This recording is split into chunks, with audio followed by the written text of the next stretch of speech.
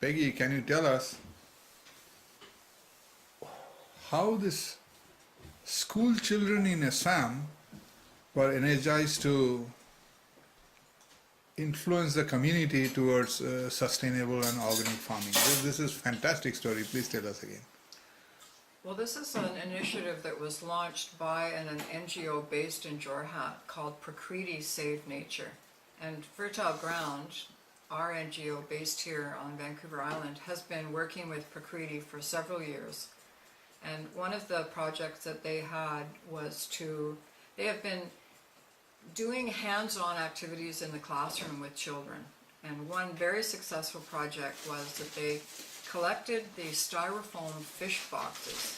These are styrofoam boxes about 3 feet long and 1.5 feet wide that they transport fish from Andhra Pradesh all the way into Assam. And in Assam, in the market, when these styrofoam boxes have been used, they just get chucked to the roadway or to the back of the market, and it's a huge environmental problem. So the NGO organizers, Samir Bordaloy and Mohan Bora, made a plan to collect food scraps and wastes and cow manure, and to start a project to explain how these items could be composted to make a really high quality natural fertilizer called vermicompost by introducing earthworms. So they purchased earthworms from the Agriculture University, and they gave each student in the class one of these styrofoam containers and a small bag of earthworms. First they composted the material, and then they actually went to each of the homes in the village of, I forget how many children, 50, something like that, children, with their parents there. And they gave them the little paper bag that had the earthworms in it, and put the earthworms carefully into the decomposing material, and then observed that over a period of time that the castings from the earthworms were deposited on the surface. This is the excrement of the earthworm, deposited on the surface of the container, and then the students could collect this material.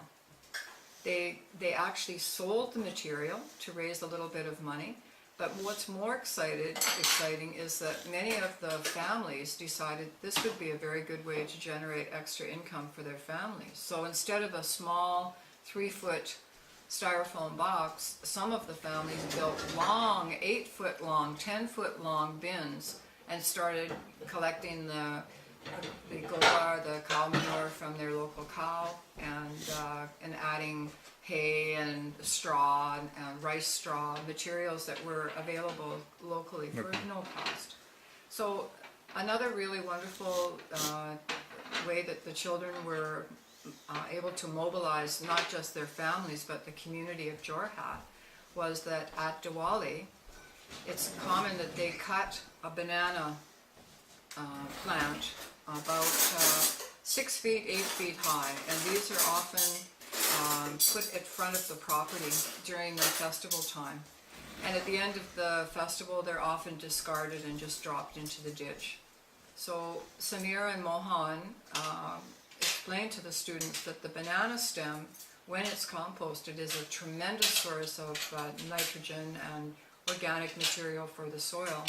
So the students and Prakriti organized a demonstration, a positive one, an awareness building demonstration in the streets of Jorhat, and they made a formal request to the city to please provide them with some trucks that could go around after Diwali and pick up these banana stems and transport them out to a location where they could be chopped up and composted. So their newspapers were full of stories and pictures, a Facebook page and the website of this group of enthusiastic young people carrying signboards encouraging the people in the city of Jorhat to take up recycling. So this is just one little way that a small group of children are influencing big changes in the way that their families are approaching agriculture and having more awareness that they don't need to buy chemical fertilizers and pesticides, that they have all the materials they need locally available. the start of a real green revolution for the people of Assam. Fantastic.